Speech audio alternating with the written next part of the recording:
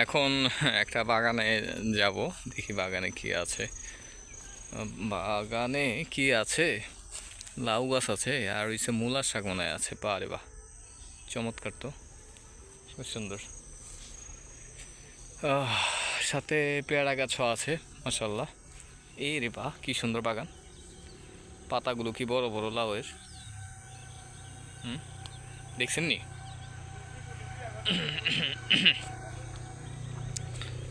ঠান্ডার আর সময় পেল না, এদিকে আবার ওই যে বেগুনও দেখা যায়। বাহ, খুব চমৎকার।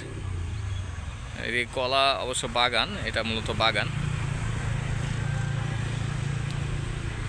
এরকম মানে দৃশ্য খুব কম দেখা যায়। তো আমি এখন মূলত আছি, এটা হচ্ছে করাটিয়ানা, আর ইচ্ছা নাকি একটা জানি নাম বললে ভাই, সেখানে আছি। আপনারা এই কলাকে কি কলা বলেন বলবেন তো শুনি। এই যে এই কলা, এটা অবশ্যই আমরা বলি রান্না করার, কাঁচা কলা তো বলেনি রান্না করার, বা আনাজি কলা নাম শুনতাম আমার আম্মা বলতো, বা আশেপাশে যারা তারা বলতো। এখন আসলে কি আনাজি কলা না কি কলা, এটা আপনারা ভালো জানেন। আসেন আপনাদেরকে, আমরা এগুলো ভাবতাম আগে পটল, সেগুলো আসলে কি পটল? কখনোই না। এটা তেলা কুচা না তেলা চুয়া কি জানি একটা নাম, বাট অল্প অল্প মনে আছে। অসাধারণ দৃশ্য না? হুম, বলেন তো। হ্যাঁ হ্যাঁ, আমি কারে কই। হাই রে ভাই, হাই রে কাশি রে, ঠান্ডা রে।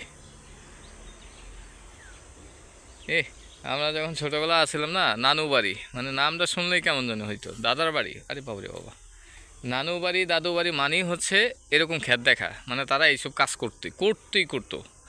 অনেক টাকার মালিক, অনেক টাকার মালিক, তাও এগুলো করতো।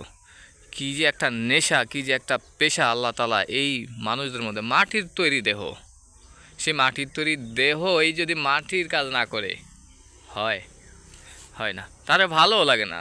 যারা গ্রামে থাকেন, তাদের একেবারেই ভালো লাগে না যে মাটিতে কাজ না করলে তারা মানে মূলত শান্তি পায় না, সোজা কথা।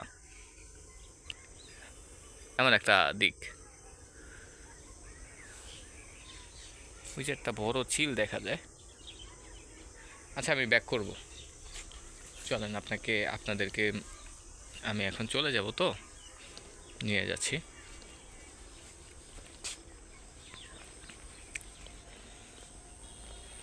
একটা বেগুন আছে,